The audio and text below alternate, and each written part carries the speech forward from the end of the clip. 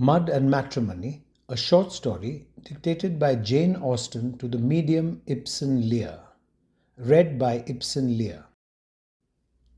1. Conversation at the ball.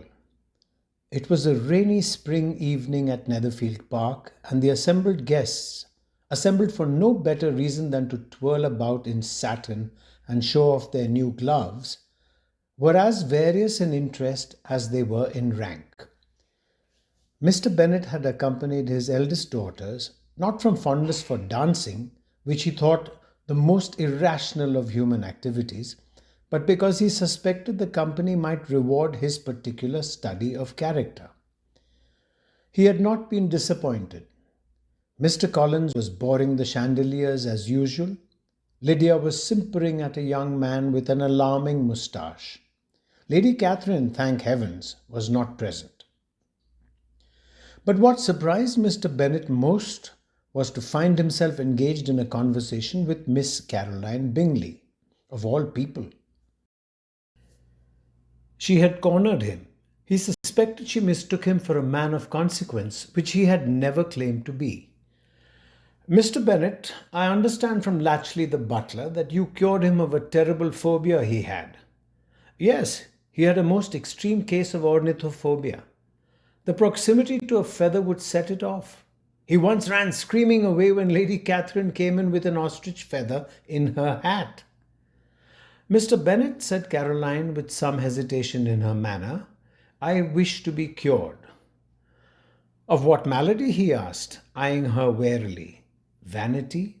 Pettishness? He wondered to himself. She raised her lovely but slightly petulant chin. His eyes fixed on her high forehead and rather prominent widow's peak. "A phobia, sir. Spiders, toads, rain, puddles, mud.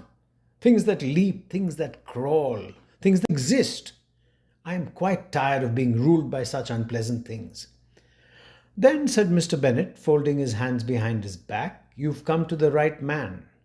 I am a great friend of all things unpleasant. As a man who finds spiders a more tolerable society than many people I could name, I dare say I can be of service. I am deeply interested in zoology and psychology.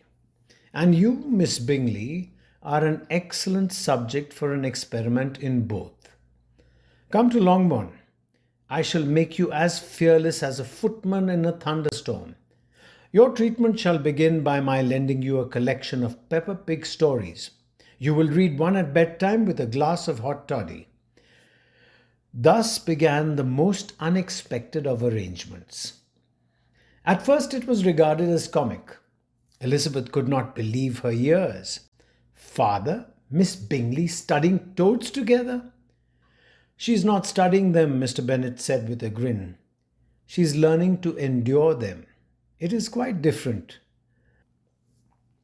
"And to endure you, I can see," said Elizabeth. 2. Toads and Tea. Their sessions began in Mr. Bennet's study, where he produced from a glass jar a preserved spider. "Is that alive?" she asked fearfully. "Alas, no," replied Mr. Bennet.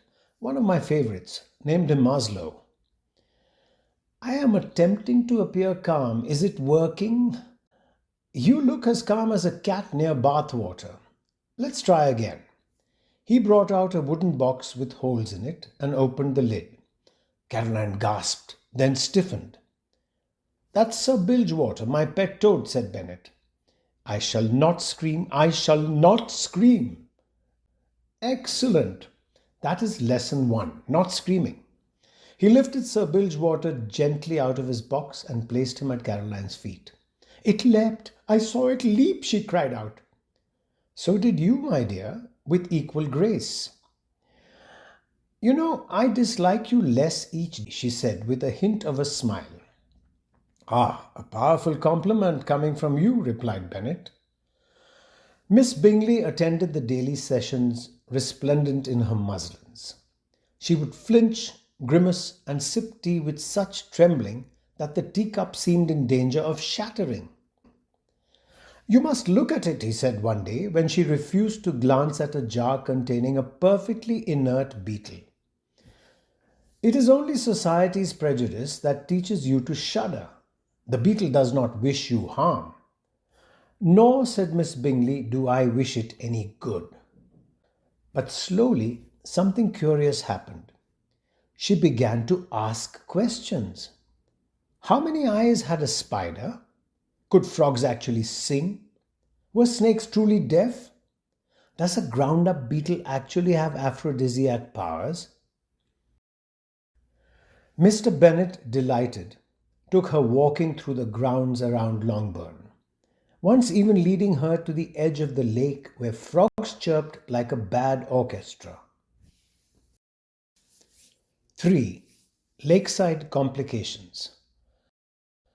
One warm June day, they went rowing on the lake. Caroline, dressed in blue and lace, shrieked when a dragonfly landed on her shoulder, then laughed. Mr. Bennet laughed too. It echoed across the water. On the far bank, Darcy and Elizabeth and Bingley and Jane were enjoying a quiet foursome.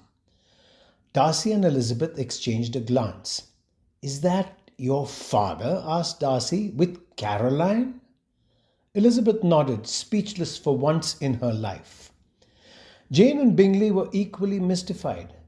"She's never liked dirt," Jane said. "She's never liked me," added Bingley. Back at Netherfield, even Mr. Collins had an opinion. "I find this most alarming," he declared to Charlotte. "Miss Bingley must not descend into rural eccentricity. Next she'll be quoting D.H. Lawrence." Charlotte only smiled. She had always thought Mr. Bennet far more agreeable than most people thought. The true breakthrough came one day when Mr. Bennet helped her out of her frills and laces and led her in short stays and drawers through the squelching mud into the water. At first she clung to him in fear, but she soon came to enjoy the mud oozing between her toes, the cool water, and his arms around her. 4. Rumour and Rebellion. Lydia, who had no idea what was going on, nonetheless spread it everywhere. "Father is going to marry Miss Bingley. I heard it myself. She was in the garden with a spider on her bonnet, and she said she did not mind." Wickham tried to ingratiate himself with the Darcy set, nodded sagely, "Strange times indeed," and wondered if he could get any photographs of them in compromising positions. Mrs. Bennet, upon hearing the rumour, was first struck dumb, then screeched, She who insulted our Lizzie and made eyes at Mr. Darcy is to become my replacement? Never!" "She would not replace you, my dear," said Mr. Bennet serenely. "Perhaps a supplement?"